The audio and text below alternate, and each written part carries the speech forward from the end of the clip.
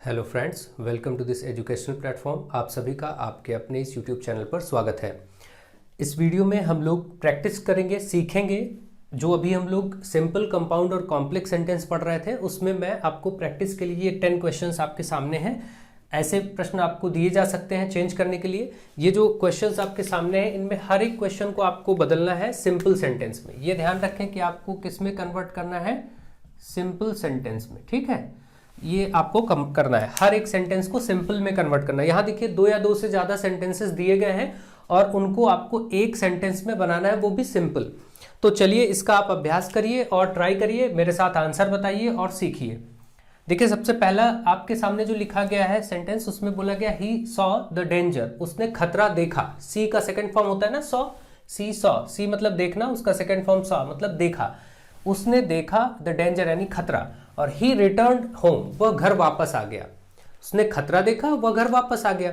तो इसका मतलब, इसको अगर हमें करना है तो हम ऐसे करेंगे, सीइंग द डेंजर। ऐसे देखिए, सी में आईएनजी लगाया, सी का ही सेकंड फॉर्म था ना ये सॉ, तो सीइंग मतलब देख कर, ऐसा हो जाएगा इसका भाव। तो ध्यान से समझिएगा, सीइंग द डेंजर, खतरा देख कर, और फिर कॉमा लगा देंगे यहां पर। सीइंग द डेंजर, खतरा देखकर या खतरा होने पर, he return the home, he return home. ये आपका हो गया, आपका सिंपल सेंटेंस में कन्वर्ट हो गया। दो सेंटेंस एक ही में हो गए। देखा, सीइंग द डेंजर, खतरा देखकर, ही रिटर्न होम, ऐसे कर देंगे इसको। अगला क्वेश्चन देखिए आपके सामने, नेक्स्ट सेंटेंसेस को आपको एक सिंपल सेंटेंस में बनाना है। John Drew his sword, John ने अपनी तलवार खींची। ड्रू मतलब, ड्रॉ मतलब खींचना होता है, ड्रॉ का सेकंड फॉर्म है Drew. John Drew his sword, John ने अपनी तलवार खींची। ही रस्ट एट हिज एनिमी, और अपने दुश्मन पर टूट पड़ा। रस्ट एट, देखिए रस्ट, ये भी ध्यान रखिए। आपका यहां से एक और चैप्टर की जो जो चीजें हो सकती है उन पर भी नोटिस करिए। रस्ट एट, अगर कोई किसी पर टूट पड़ा ऐसा होगा तो रस्ट के साथ एट प्रीपोजिशन आएगा। अगर प्रीपोजिशन फिल करने के लिए आए तब भी आप ध्यान रखें। तो ही रस्ट एट हिज एनिमी, अपने शत्रु पर टूट पड़ा। तो इसको क्या करेंगे, तलवार, इसको आप ऐसे तो बोलेंगे एक सेंटेंस, तलवार खींचकर जॉन अपने शत्रु पर टूट पड़ा। ये एक वाक्य हो गया। तो आप इसको कैसे बोलेंगे, आप इसको ऐसे बोलेंगे, ड्रॉइंग, यहां देखिए ड्रॉ की जो ड्रू है इसको ड्रॉइंग कर देंगे। ड्रॉइंग द स्वॉर्ड, तलवार को खींचकर, कॉमा, क्या हुआ, जॉन टूट पड़ा। जॉन अब यहां आ गया, John rushed at his enemy.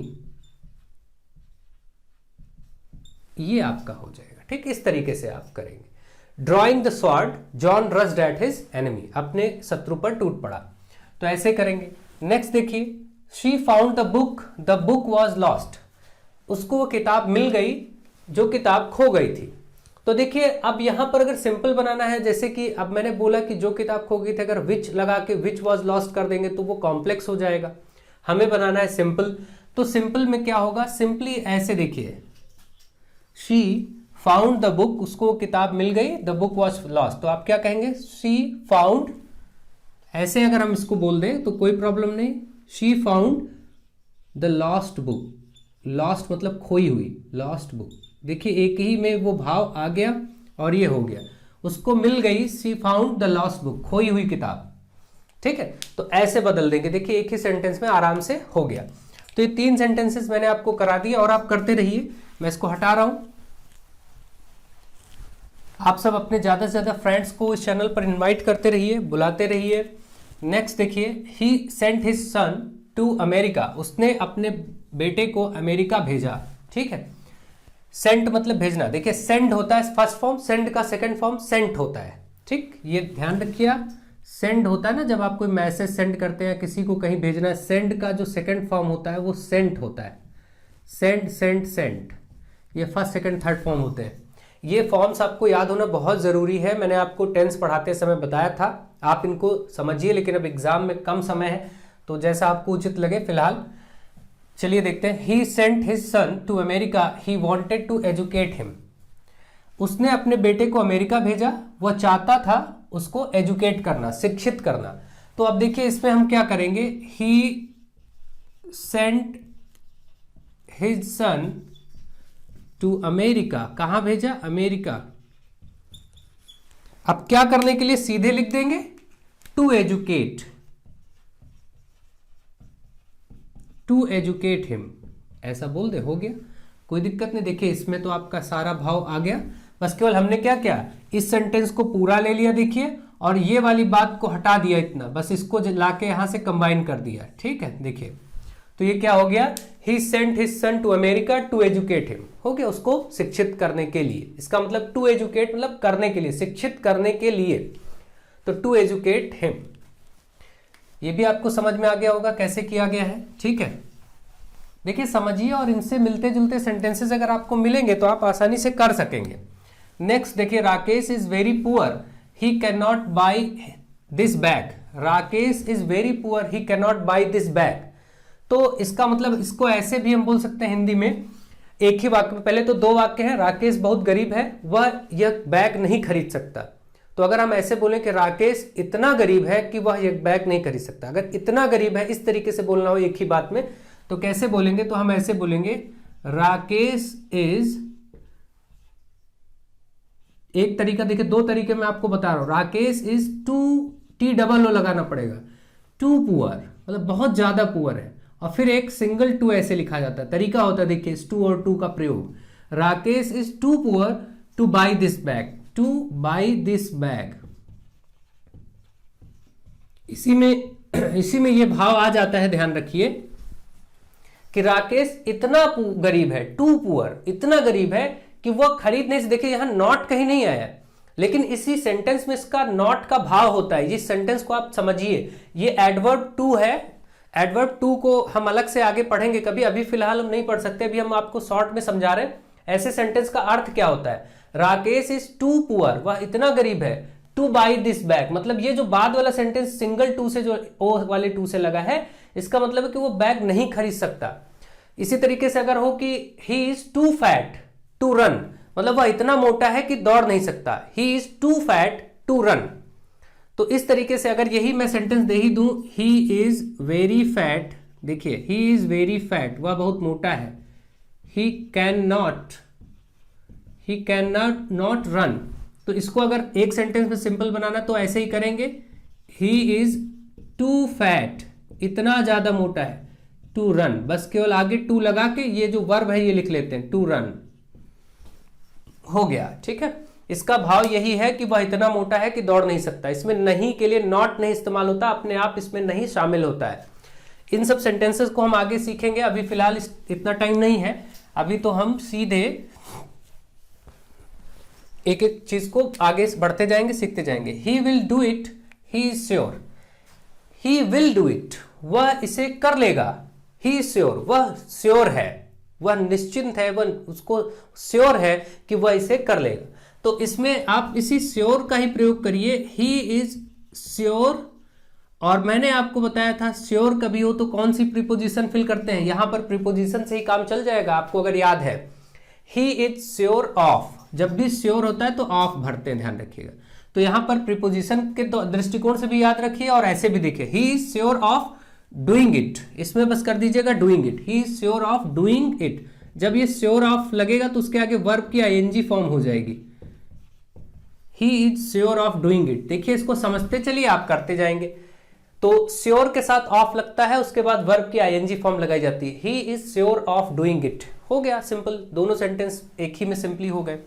They are ill, they have high fever, वो सब बीमार हैं और उनको तेज बुखार है, दो वाक्य हैं। तो अब देखिए यहां भी प्रीपोजिशन का इस्तेमाल करिए, इल के साथ क्या प्रीपोजिशन आती है, तो यहां पर आप सोचिए इल के साथ क्या प्रीपोजिशन आएगी, दे आर इल, वे बीमार हैं, किससे, बहुत हाई फीवर से, इल विद होता है हमेशा, तो आप करेंगे they are ill with high fever, बस एक साथ हो भी गया देखिए, और आराम से एक सेंटेंस में भी बन गया। तो they are ill with high fever, बस इसी को जोड़ दिया, ये दे हैव का कोई मतलब ही नहीं रह गया, इसको हटा दिया। ठीक है, तो मुझे आशा है आपको समझ आ रहा होगा कि कैसे ये जोड़े जा रहे हैं, कैसे आप इसको कर पाएंगे। नेक्स्ट देखिए, Mohan sold his book, Mohan sold his book, he got 10 rupees for it. देखिए यहाँ पर आपको मैं जहां जहां संभव है प्रीपोजिशन को भी अभ्यास करा रहा हूं और जो जो इसमें ऐड करने वाला यानी कि इनको कंबाइन करना भी सिखा रहा हूं। सिंपल में Mohan sold his book, he got 10 rupees for it. तो सिंपल बोल दीजिए कि Mohan sold his book for 10 rupees, खत्म। तो आप इसको तो बहुत आसानी से कर लेंगे, Mohan sold his book for 10 rupees, बस सिंपल हो गया। इसी से पूरा भाव प्रकट हो गया, पूरा भाव क्लियर हो गया। Mohan sold his book, he got 10 rupees. अब इसका मतलब ये था कि मोहन ने अपनी किताब बेची, ही गॉट उसको मिले 10 रुपीज, इसके लिए 10 रुपए मिले। दो वाक्य थे, हमने एक ही में बोल दिया कि मोहन ने अपनी किताब 10 रुपए में बेची, खत्म। Mohan sold his book for 10 rupees, ये भी हो गया। नेक्स्ट देखिए 9 नंबर क्वेश्चन। यहां भी प्रीपोजिशन था सोल्ड फॉर, है ना, सोल्ड के बाद फॉर आया। Juhi got a prize, she is my lovely daughter. Juhi got a prize, देखिए जूही को प्राइज मिला, फिर उस जूही है कौन, उसका रिलेशन कि वो मेरी लवली डॉटर है। जैसे Akbar was a great king, इस तरीके से Akbar did many good works, he was a great king. ऐसे तो मतलब एक ही व्यक्ति के बारे में दो बातें जब बताई जाए साथ साथ विशेषताएं, तो उसको कैसे करते हैं देखिए। जूही गॉट अ प्राइज, तो हम ऐसे बताएंगे, पहले जूही का जो दो परिचय है वो एक साथ कर देंगे, जूही फिर कॉमा। जूही कौन है, माई लवली डॉटर, कॉमा करके मैंने तुरंत दोनों ही एक ही के लिए है ना, तो मैं दोनों को पास पास कर दे रहा हूं। इसको बोलते हैं फ्रेज इन अपोजिशन, पास पास रखना चीजों को। जूही गॉट अ प्राइज तो बाद में करेंगे, जूही है क्या, जूही और माई लवली डॉटर एक ही चीज है ना, तो इसको पास पास करेंगे। जूही फिर उसकी विशेषता ये कि माई लवली डॉटर,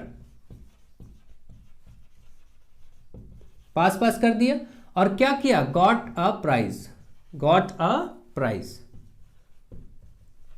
इसी तरीके से जब कोई एक ही व्यक्ति की दो विशेषताएं साथ साथ दी गई हो तो आप उसको इस तरीके से कर दें, Juhi my lovely daughter got a prize, हो गया। नेक्स्ट देखिए लास्ट में, Columbus discovered America, he was an Italian. यहां भी देखिए एक ही व्यक्ति, कोलंबस की दो बातें हैं कि वो इटालियन है, और यहां तो तीन तीन बातें हैं कि वो डिस्कवरर ऑफ अमेरिका भी है, वो अमेरिका का खोजकर्ता भी है। तो यह तीन तीन चीजें हैं। आप इसको दो तरीके से कर सकते हैं। देखिए मैं आपको बताता हूं, एक तरीका तो ये है कि आप इसको ऐसे बोले कि कोलंबस फिर कॉमा, ये क्या था, एक इटालियन, तो एन इटालियन, एक तो यही हो जाएगा कि कोलंबस एक इटालियन, इसने क्या किया, डिस्कवर्ड अमेरिका। आगे बस इसको लिख दीजिए discovered America.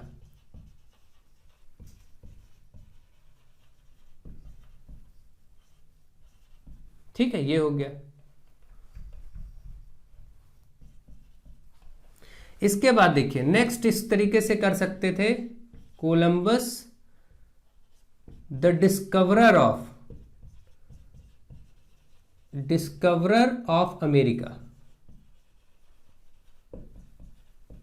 Was an Italian. इस तरीके से देखिए हो जाएगा, ऐसे भी तो सही है। तो इन तरीकों से ऐसे प्रश्नों का आप वर्क करेंगे और इसको समझेंगे तो मुझे आशा है कि आपको बहुत अच्छे से चीजें समझ में आ रही होंगी। कैसे आपको ये सेंटेंसेस करने थे, किस तरीके से आपको इनका अभ्यास करना था, आपको बहुत ही बेहतर तरीके से समझ आ गया होगा। अब मैं चाहता हूं कि आप सभी एग्जाम बगैर किसी चिंता के, बिना डरे हुए, जो भी समय आपके पास 10-12 दिन का है उसको अच्छे से यूटिलाइज करें। इसमें आप केवल पढ़ाई पर फोकस करें, एक दूसरे की बातों पर चर्चा परिचर्चा पे ना रखें ध्यान कि मेरे इस मित्र ने ये कहा, मेरे इस फ्रेंड ने ये कहा, उसने ये कहा, उसने तो इतना पढ़ लिया, मैंने कम पढ़ा, मैंने ज्यादा पढ़ा। नहीं, आप सिर्फ इन 10-12 दिनों में जो आप कर सकते हैं वो करिए। क्या किया, पास्ट भूल जाइए। अभी 10-12 दिन बेहतर तरीके से स्टडी करिए, पढ़िए, सीखिए और बेहतर से बेहतर स्कोर करिए। ठीक है, आपके पास समय है, आपके अंदर क्षमता है, अभूतपूर्व क्षमता है, आप कुछ भी कर सकते हैं। You can do everything. बस आप विश्वास रखिए अपने पर, और ज्यादा विश्वास, अति विश्वास न रखिए, लेकिन विश्वास जरूर रखिए। ठीक है, ताकि आप हर चीज कर सकते हैं। कोई चीज ऐसी नहीं है जो आप कर ना सकें। बस थोड़ा बचें इन समय में, जो इधर उधर के चैनल्स कुछ भी गलत तरीके से पढ़ाते हैं उनसे भी बचें। आप जहां भी आपको अच्छी शिक्षा मिल रही है, यूट्यूब पर आपको जो लोग अच्छी शिक्षा दे रहे हैं, उनमें आपको जो भी पसंद हो, मैं ये नहीं कहता हूं कि केवल आप हमसे ही पढ़ें, आपको जो भी पसंद हो वहाँ पर पढ़ें और अच्छे से पढ़ें, और 10-20 जगहों पर पढ़ने से बचें। ज़्यादा जगहों पर अगर आप इन्वॉल्व होते हैं तो कहीं ना कहीं ये भी समस्या आती है कि आपको सारे मेथड्स गड़बड़ कर जाते हैं। देखिए, समझिए, आकलन करिए कि कौन कितना बेहतर पढ़ाता है, कैसा पढ़ा रहा है, और आपको किसका पढ़ाया हुआ समझ में आता है। समझ में आने से ज़्यादा जरूरी है कौन सही पढ़ा रहा है, सही तरीके से क्या पढ़ाया जा रहा है, ये भी बहुत जरूरी। लेकिन आप अच्छे से पढ़ाई करिए, ज़्यादा जगहों पर मत बटिए, दिमाग को अपना स्थिरता लाइए और अच्छे से अध्ययन कार्य करिए। बहुत सारा स्टडी मटेरियल मैंने दे रखा है, उसको पढ़िए, रिवाइज करिए, आपका भला होगा। आपका दिन शुभ हो और एग्जाम बेहतर हो, अच्छे मार्क्स आप प्राप्त करें, अच्छे शिक्षक बने। So thank you to all of you.